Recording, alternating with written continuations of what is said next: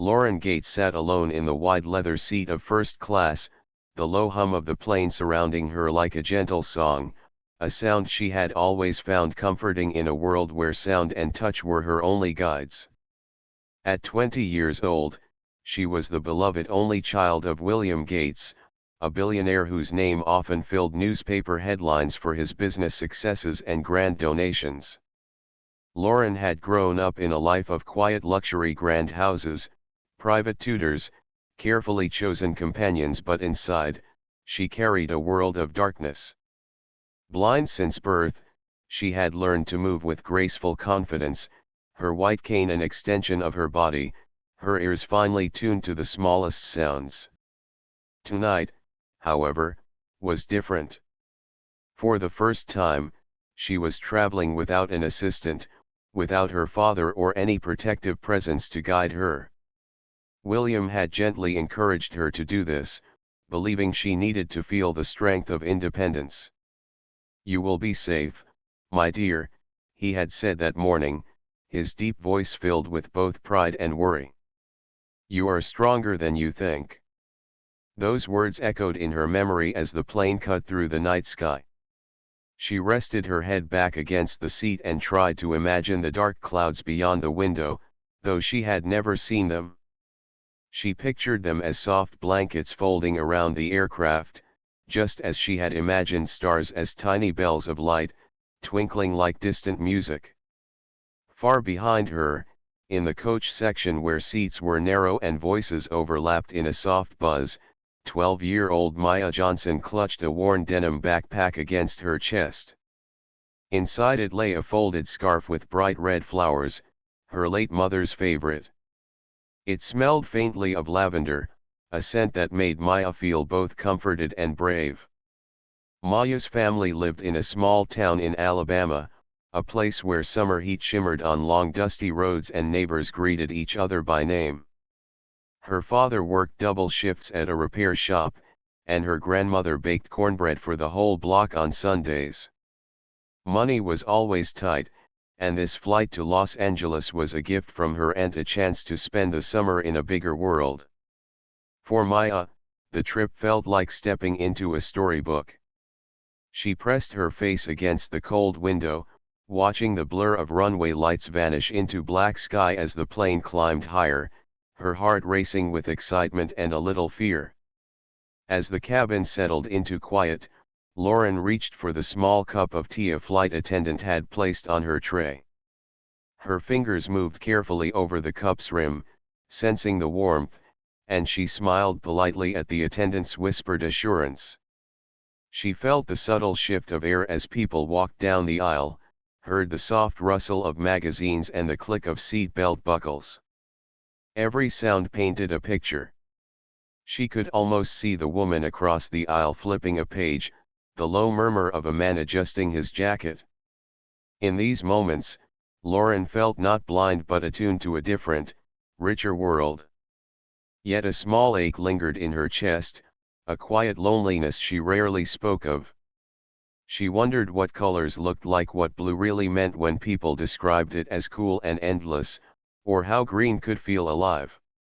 Her father's voice often tried to describe these things, but words had limits she longed to cross.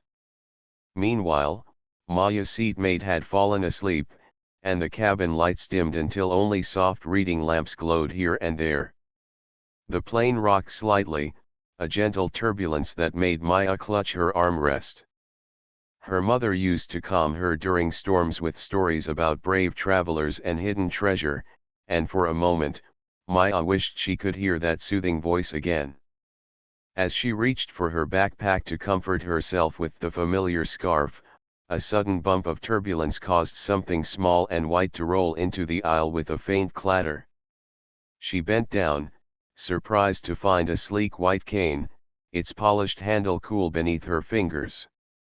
Maya looked up, scanning the darkened cabin for someone who might have lost it. Curiosity tugged at her. She rose quietly and stepped toward the curtain that separated coach from first class, her sneakers whispering against the carpet. She hesitated. Children were not supposed to wander forward, but a gentle nudge inside her urged her on. Pushing the curtain aside, she peeked into a softer, calmer space where seats were larger and passengers dozed peacefully. A young woman with dark glasses sat nearest the aisle, her face calm but turned slightly toward the sound of approaching footsteps. Maya sensed immediately that the cane belonged to her. "Excuse me," Maya said, her voice barely above a whisper as she held out the cane. "I think this rolled back from here." Lauren turned her head toward the voice, her lips curving into a kind smile. "Thank you," she said softly, extending a graceful hand. Maya stepped closer, placing the cane carefully into her palm. As their hands brushed, Maya felt a quiet strength in the older girl's touch, a steadiness that made her forget her own nervousness. The flight attendant approached, ready to guide Maya back to her seat, but Lauren spoke again, her voice warm and inviting. "What's your name?" "Maya," the girl answered, her eyes bright even in the dim light. "I'm Lauren," the young woman said. "It's nice to meet you, Maya." The attendant hesitated, then smiled, and allowed Maya to stay for a moment. And so, in the gentle hum of a plane slicing through endless night, a quiet conversation began. Maya described her small hometown, the cornbread Sundays, the stargazing nights with her mother when they would lie on the porch and make wishes on shooting stars. Lauren listened intently, asking questions about the sounds of Alabama summer nights and the scent of warm bread. In return, she shared her love for jazz music, how the low notes of a piano felt like deep water, and how she could recognize a song after just a few seconds. Time slipped away as the two new friends talked, their worlds, one of wealth and one of modest means, melding in the simple language of curiosity and kindness. Somewhere far below them, the country stretched in darkness, towns and rivers hidden beneath the clouds. Up here, they were just two travelers sharing a moment, unaware that this meeting, born of a rolling cane and a quiet impulse, would change both of their lives in ways neither could yet imagine. The soft thrum of the engines carried a gentle rhythm as the plane floated through the night, and while most passengers drifted into quiet sleep, Lauren and Maya continued their small but growing conversation, unaware of how unusual their meeting was for two people from such different worlds. Lauren, seated comfortably in her first-class seat, felt a sense of peace she rarely experienced outside the familiar walls of her home, and the sound of Maya's lively voice painted vivid images that Lauren could almost see in her mind. Maya described the rolling hills near her grandmother's house in Alabama, where the grass grew tall and crickets filled the air with music after sunset, and Lauren listened with a quiet smile, picturing the soft movement of those hills as if her fingertips could feel them. She asked simple but thoughtful questions, her curiosity sparkling in the gentle cadence of her speech. What did the stars really look like when the night was clear? How bright was the moon when it floated over the fields? What did the deep red of a southern sunset feel like to someone who could see? Maya, delighted that someone wanted to know these things, explained in her own childlike way, saying the stars looked like tiny silver bells and that a sunset felt like a warm blanket slowly falling over everything, her words full of the same wonder she felt each evening at home. Lauren leaned back, letting those descriptions become her eyes, and for the first time in a long while she felt less like someone living in darkness and more like a traveler visiting a world built of color and sound. The flight attendants moved quietly through the aisles, checking seat belts and offering water, but neither girl noticed. Lauren had learned over the years to sense people without seeing them, the faint change in air when someone approached, the almost silent rustle of fabric, and she was fascinated by how easily she could track Maya's small movements.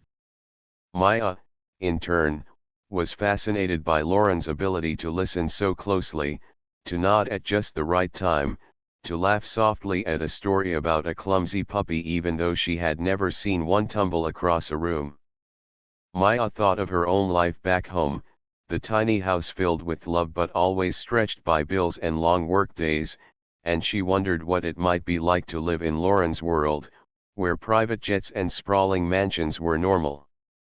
Yet as they spoke, those differences began to fade. They were simply two people sharing stories in the middle of the sky. A sudden flicker of light drew Maya's attention. The small reading lamp above Lauren's seat buzzed for a moment before glowing again, and Maya noticed something that made her pause. Lauren's head had turned slightly toward the lamp as it flickered, a tiny movement so natural it might have gone unseen by anyone else. Maya tilted her head, curiosity sparking.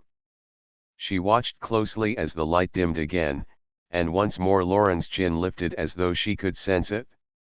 Maya thought perhaps it was only coincidence, but when she gently waved her own hand between the lamp and Lauren's face, she thought she saw the slightest reaction, a delicate shift in Lauren's posture, a faint tightening of her shoulders. "Lauren," Maya asked softly, almost afraid of being rude, "can you see anything at all? Like shadows or light maybe?" Lauren's lips parted in surprise. "No," she said after a pause, her voice calm but uncertain. "The doctors always said I was completely blind. Total blindness since birth." She hesitated, her fingers tracing the smooth fabric of the armrest as though she might find an answer there. "Why do you ask?" Maya hesitated too, not wanting to upset her new friend. "I don't know," she admitted. "I just thought maybe you noticed when the light flickered." "It's silly." Lauren tilted her head, the thought settling in her mind like a quiet bell. "That's strange," she murmured. "Sometimes I do feel something different, like when the sun is bright on my face. But they always told me it was just warmth, not sight." She tried to laugh lightly, but a trace of curiosity edged her voice. "Maybe I just have good hearing." Their conversation shifted for a while to other things: favorite songs, the taste of summer fruits, the smell of fresh rain, but the idea lingered in both of their thoughts. Maya could not stop wondering whether Lauren's eyes might hold more possibility than anyone had believed, and Lauren, though she tried to dismiss it, felt a quiet hope she had not allowed herself in years. As the plane crossed silent clouds, the night outside deepened, and the lights inside dimmed further until only a few soft lamps dotted the cabin. Lauren listened to the subtle changes: the faint click as a passenger adjusted a seat, the gentle hiss of air from overhead vents, and found herself strangely aware of the darkness beyond. She imagined the endless sky and, for the first time, wondered if there might be something waiting for her beyond sound and touch. Maya, meanwhile, watched her new friend with thoughtful eyes, noticing how Lauren seemed to turn ever so slightly whenever a light flickered or a screen glowed faintly across the aisle. When a flight attendant returned to offer drinks, Maya excused herself to fetch some water for them both, feeling protective of the young woman she had just met. She carried the cups carefully back, her small hands steady despite the slight turbulence, and felt a quiet pride when Lauren thanked her with a warm smile. "You're very kind," Lauren said, her voice soft like a song. "It's nice to have company on a night like this." Maya grinned, a little shy but happy. "It's nice for me too. I don't usually get to talk to someone like you." "Someone like me?" Lauren asked gently. "I mean, someone who listens so well," Maya replied, cheeks warming. "Most people don't really listen." Lauren's smile deepened, touched by the honesty in the young girl's words. "Listening is how I see the world," she said quietly. "It's my way of noticing everything." The plane rocked slightly as it entered a pocket of turbulence, and Maya instinctively reached out to steady herself, her hand brushing Lauren's. Lauren did not pull away. Instead, she held the touch for a brief moment, a silent acknowledgement of trust. Outside, the stars that Maya loved so much glittered unseen through the thin airplane windows, scattered across a sky Lauren could not yet imagine. Inside, a friendship was forming, one that felt as unexpected as it was natural, built in the hush of a midnight flight and strengthened by small acts of kindness and a shared sense of wonder. Both of them, though they did not yet realize it, were standing at the edge of something that would change the way they understood the world. For Maya, a chance to make a difference beyond her years, and for Lauren, the first quiet hint that perhaps her life had more light in it than she had ever been told. Morning light began to touch the edges of the sky as the plane glided smoothly above a blanket of soft clouds, and while many passengers stirred awake to stretch and yawn, Lauren and Maya were still lost in their quiet world of shared stories, a world built in whispers and careful listening. Lauren had never spoken so freely to someone she had just met, yet something about Maya's warm voice and curious mind made her feel as though they had been friends for years. They talked about music again, with Lauren describing how a saxophone could sound like a river moving under moonlight, and Maya laughing as she explained how her grandmother's old radio sometimes turned every song into a gentle crackle of magic.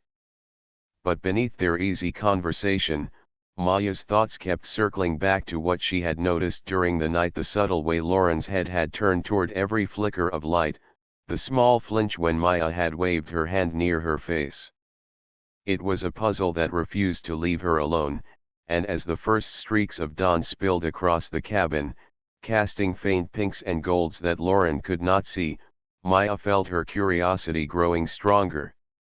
She decided to test her observation again, careful not to seem rude. Reaching into her pocket, she pulled out the tiny flashlight keychain her father had given her for the trip. She clicked it on and off quietly, directing the soft beam near Lauren's eyes without a sound. To her amazement, Lauren tilted her head slightly, the movement gentle but unmistakable. Maya's heart beat a little faster. "Lauren," she said carefully, trying to keep her voice calm, "do you ever feel something when lights change? Not just warmth, but something else?" Lauren turned her face toward the sound, a hint of confusion in her expression. "I'm not sure," she admitted. "Sometimes I sense when the sun is bright through a window, even if I can't feel the heat. It's like a shadow inside my mind, but the doctors always said it was nothing, maybe just my imagination." Maya hesitated, then slowly waved her hand again in front of Lauren's face. Lauren's eyebrows lifted almost imperceptibly, and Maya drew in a quiet breath. "You moved," she whispered. Lauren tilted her head, her voice soft and curious. "Did I?" She reached up, fingertips brushing the edge of her dark glasses as though testing the reality of the moment. "I don't understand. I've always been told I was completely blind. My father took me to so many doctors when I was a child, and every one of them said there was no chance I would ever see anything." Her words carried no anger, only quiet wonder, as if the idea itself was too delicate to hold. The plane shifted slightly as it began its slow descent, and a gentle chime filled the cabin, but Maya hardly noticed. She leaned closer, lowering her voice to a conspiratorial whisper. "Maybe the doctors were wrong. Maybe you can see just a little bit like shadows or light." Lauren sat very still, her hands resting lightly on her lap.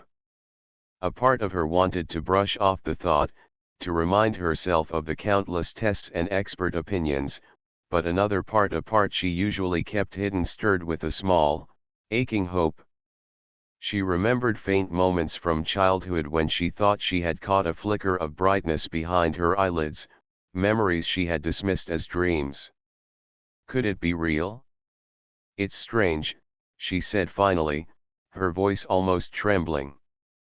"Sometimes when people talk about the sky, I try to imagine it, and I feel, I don't know, like a whisper of color. But I never believed it could be anything more than my mind playing tricks. Maya reached out, gently taking Lauren's hand. Maybe it isn't a trick, she said with quiet certainty. Maybe it's something that no one noticed before. Lauren felt the warmth of that small hand and the sincerity behind the words.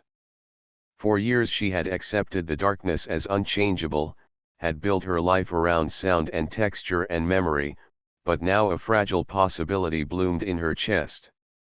She did not dare to call it hope, yet it felt too tender, too dangerous, but it glimmered nonetheless, like a candle in a distant room. If you're right, she murmured, then maybe there's still something left for me to find. She paused, almost afraid of her own thoughts. But what if it's nothing? What if it only hurts to believe? Maya's voice softened, carrying the gentle strength of someone who had known loss. Sometimes it's still worth hoping, she said. My mom used to say that even a small chance is still a chance. And if something feels true, you should at least look closer. The captain's voice broke through the cabin, announcing their approach to Los Angeles, but to the two of them it felt distant, like a sound from another world. Lauren turned her face slightly toward the brightening window, her heart beating faster as she tried to sense what lay beyond. She thought she felt a subtle difference in the light as the plane dipped lower, a faint awareness of the morning sun rising across the horizon. Could that be real? The idea filled her with both excitement and fear. She wanted to tell her father immediately, to ask for another test, but she also worried that speaking it aloud might shatter the delicate possibility forming inside her. As the plane began its descent, the cabin filled with soft movements, seat belts clicking, children stirring, bags shifting overhead, but for Lauren, everything narrowed to that single, shimmering thought: maybe the darkness was not complete after all. Maya squeezed her hand gently, sensing the storm of emotions behind her calm expression. When we land, maybe we can talk to someone, Maya suggested, her voice practical yet hopeful. My aunt is a nurse. She knows good doctors. Maybe she can help you find someone to check again. Lauren's breath caught, a mix of gratitude and uncertainty washing through her. You'd do that? She asked, almost whispering. For me? Maya nodded without hesitation. Of course. Friends help each other, right? The word friends settled over Lauren like a warm blanket. She had acquaintances, tutors, polite companions arranged by her father, but this was different.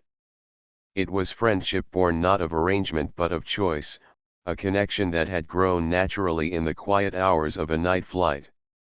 As the wheels touched down and the engines roared softly in reverse, Lauren felt something new awaken in her, a cautious belief that her world might hold more than endless darkness. And though she did not yet know how or when, she sensed that this young girl from Alabama, with her simple honesty and brave heart, might be the key to a truth she had never dared to imagine. The wheels of the plane touched the runway with a low rumble, and as the aircraft slowed to a gentle roll, Lauren felt the vibrations through the solace of her shoes and the armrests beneath her fingertips. She had always loved the moment of landing, when the sound changed from endless flight to the steady rhythm of Earth, but this time her mind was far away from the ordinary details of travel. The idea that she might sense light, that perhaps her world was not as dark as she had believed for 20 years, pulsed like a quiet heartbeat inside her. Maya stayed close as passengers gathered their bags and shuffled toward the exit, her small hand brushing Lauren's arm now and then to guide her through the narrow aisle. When they stepped into the bright morning of Los Angeles, Lauren lifted her face instinctively, pausing in the open jet bridge as the sun poured through the wide windows. There was something there, something different from warmth alone. She could not name it, but she felt a delicate change, a faint glow pressing gently against the inside of her eyelids. She caught her breath, unsure whether it was her imagination or something far more important. Outside the terminal, the city bustled with travelers pulling suitcases, taxi horns in the distance, voices blending into a lively hum. William Gates's driver, a kind man named Robert, held a sign with her name and stepped forward the moment he saw her. "Miss Gates, welcome," he said warmly. But before he could take her bag, Maya quickly explained what had happened on the flight, her words tumbling out with a mix of excitement and urgency. "I think Lauren might be able to see light," Maya said, her eyes bright. "She moved when lights flickered. I think she can sense it. Maybe the doctors were wrong." Robert looked from Maya to Lauren, surprise flashing across his face. He had known Lauren since she was a child and had never heard anything like this. "Is that true, Miss Gates?" he asked carefully. Lauren hesitated, her voice quiet but steady. "I don't know," she admitted. "But something feels different. I want to find out." Robert immediately called William, explaining everything in careful detail. Within minutes, William's deep voice came through the speakerphone, filled with concern and urgency.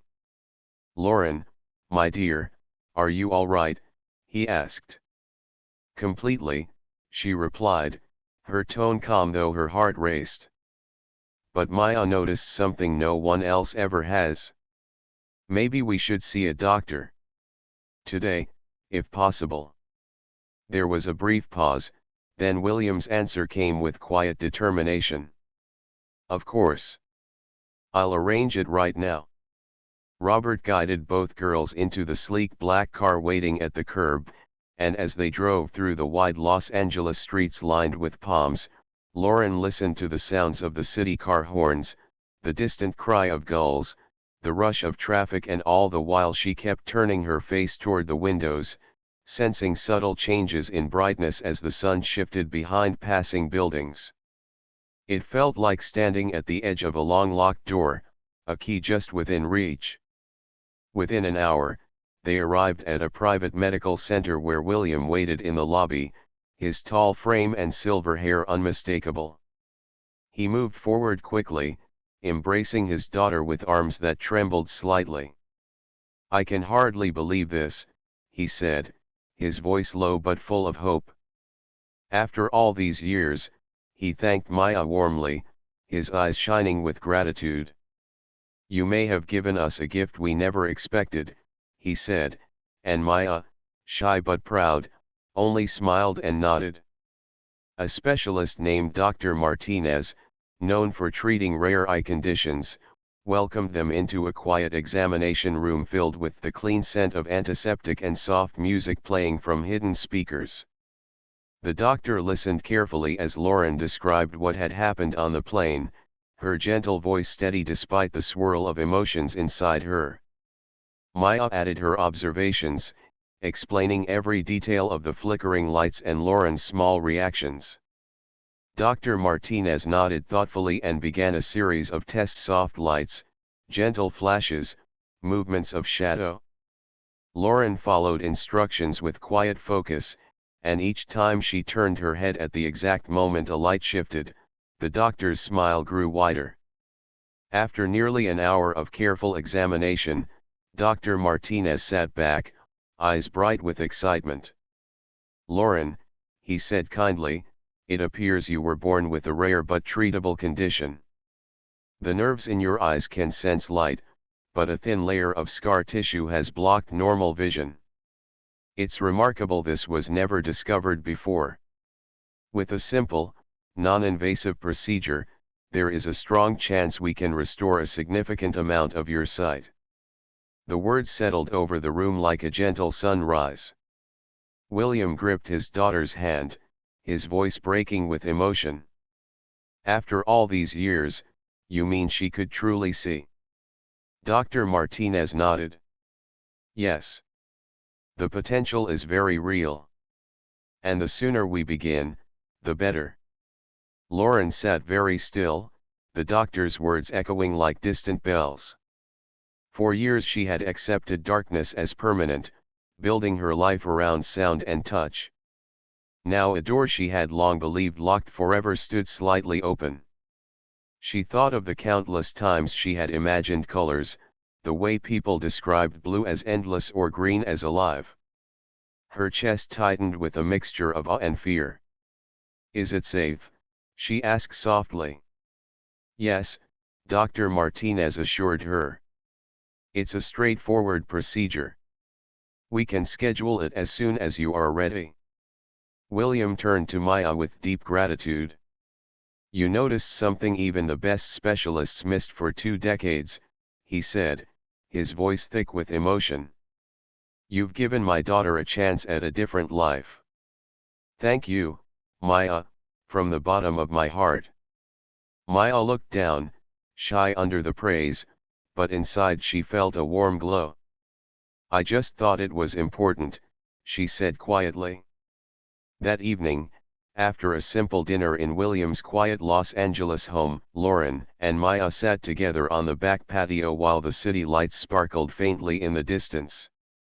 Lauren tilted her head, sensing the subtle difference between the fading sun and the gentle night. "Do you really think I'll see?" she asked softly. Maya squeezed her hand. "I do," she said with quiet conviction. "I think you were meant to see the world." Lauren smiled, a fragile hope blooming like the first light of dawn. For the first time in her life, she allowed herself to imagine what morning might look like when darkness no longer defined her. She imagined the colors of a sunrise spilling across the sky, imagined her father's face not just as a warm voice but as something she could truly behold. The thought filled her with a trembling excitement she had never known.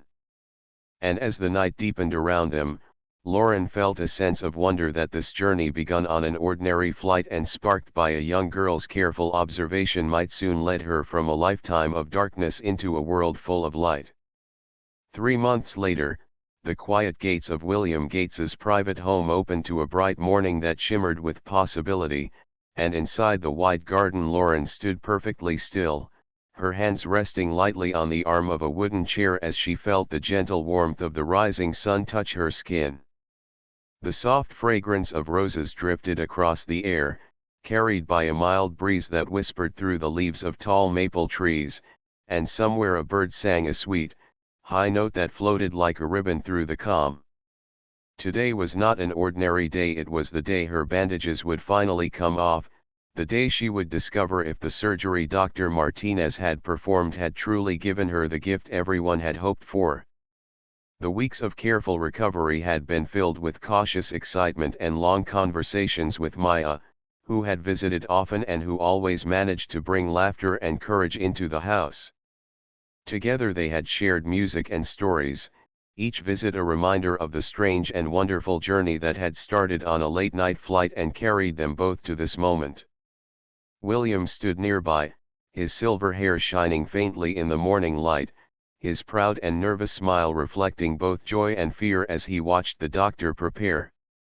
"Are you ready, my dear?" Dr. Martinez asked gently, his calm voice steady as he began to remove the last layer of gauze. Lauren drew a slow breath, her heart beating fast but strong. "I think so," she whispered, the words almost trembling with hope. The final strip of bandage slipped free, and at first there was only a blur, a soft haze of brightness like the memory of light in a dream. Then, slowly, shapes began to emerge, shadows becoming outlines, outlines becoming gentle color. The tall trees she had only imagined now stretched before her in living green, their leaves shimmering with morning dew. The sky above, vast and endless, unfolded in a blue so deep it seemed to sing. She gasped softly, tears springing to her eyes as the world revealed itself one color at a time. William stepped forward, his own eyes glistening. "Lauren," he said, his voice thick with emotion. She turned toward the sound of her father's beloved voice and for the first time saw the man who had been her constant guide and protector. His face, lined with care yet warm with love, filled her vision like a long-awaited sunrise. "Father," she breathed, reaching out, and when he took her hand she studied every detail: the silver strands of his hair, the soft crease of his smile, as if committing them to memory forever. Laughter and tears mingled freely between them, their joy rising like the morning light itself. Behind them, Maya watched with shining eyes, her heart swelling with happiness. When Lauren turned and truly saw her young friend for the first time, she let out a quiet cry of wonder. "Maya," she said, her voice breaking into a radiant smile. "I can see you."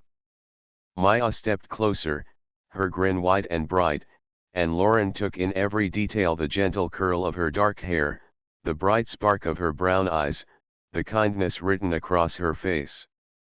"You look exactly how I imagined," Lauren said, a soft laugh escaping her lips. "And somehow even more." The three of them sat together in the garden as the morning unfolded, and Lauren's gaze roamed across everything: the vibrant roses glowing red against green leaves, the golden edge of sunlight on the grass, the distant shimmer of the city beyond the trees. Each sight was a miracle, each color a gift she had once thought she would never know. She marveled at the simplest things: the flutter of a butterfly's wings, the sparkle of dew on a blade of grass, the way the wind moved through branches and set them swaying like dancers. Every moment was rich with wonder, and she whispered quiet thanks for the life that had led her here, a life filled with sound and touch that had prepared her to truly see. Later that afternoon, they visited a nearby park so Lauren could experience the world beyond her garden walls. Children ran across open fields, their bright shirts flashing in the sunlight, families picnicked under tall trees, a fountain sent water arching into the air where it caught the light in tiny rainbows. Lauren walked slowly at first, savoring every new shape and color. Maya stayed close, pointing out details and answering her endless questions. "That's a robin," Maya said, nodding toward a small bird hopping along the path. "See the red on its chest." Lauren leaned closer, delighting in the vivid patch of color. "It's so beautiful," she whispered. "I never knew red could feel so alive." William followed with a gentle smile, watching his daughter's joy with a heart full of gratitude. As the sun began to sink, casting long golden beams across the park, Lauren turned to Maya, her eyes bright with wonder and affection. "You changed my life," she said simply. "If you hadn't noticed what you did on that plane, I might have spent the rest of my life never knowing this world." Maya shook her head, her voice soft but firm. "You were always meant to see it. I just helped a little." They stood together for a long moment, watching the horizon fade into shades of orange and purple, and for Lauren it felt as though the sky itself was celebrating with them. That evening, back at the Gates home, William prepared a quiet dinner on the patio as the first stars appeared overhead. Lauren gazed upward, her heart leaping at the tiny lights scattered across the darkening sky. For years she had listened to people describe stars as silver bells or distant fires, and now she finally understood: they were both, and more, tiny jewels of light that seemed to sing in silence. "They're more beautiful than I ever imagined," she said softly, her eyes reflecting the starlight. Maya leaned against the railing beside her, smiling at the wonder on her friend's face. "They've been waiting for you," she replied. As night settled fully, Lauren thought about the journey that had brought her here: the lonely flights she once dreaded, the endless medical visits, the quiet acceptance of a life without sight, and how a single chance meeting with a brave young girl had changed everything. She realized that her blindness had given her gifts too: the ability to listen deeply, to feel the world in ways others overlooked, to find beauty in sound and touch. Now, with sight added to those gifts, her life felt immeasurably rich. She turned to Maya and William, her heart full of gratitude and love. "I want to see everything," she said, her voice steady with determination. "Not just places, but people and moments and all the small things that make life beautiful." William reached for her hand, his eyes glistening in the soft glow of the garden lights. "And you will," he said. "Every single day." Under the vast night sky, with stars above and the scent of roses in the air, Lauren closed her eyes for a brief moment, not out of habit but to treasure the new memory of light and color. When she opened them again, the world was waiting, bright, endless, and filled with promise. Beside her stood her father, who had never stopped believing in her, and the young friend who had brought the first hint of dawn into her life. Together they shared a quiet smile, the kind that needs no words, as the future stretched out before them like a sky full of stars, limitless and shining.